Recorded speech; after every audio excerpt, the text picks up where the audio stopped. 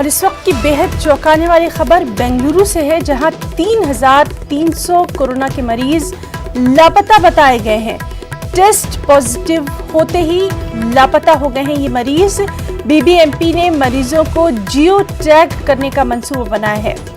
वहीं यूपी के गाजीपुर में भी 42 कोविड पॉजिटिव मरीज लापता बताए गए हैं। चीफ मेडिकल ऑफिसर ने एडीएम को इस सिलसिले में एक खत भी लिखा है।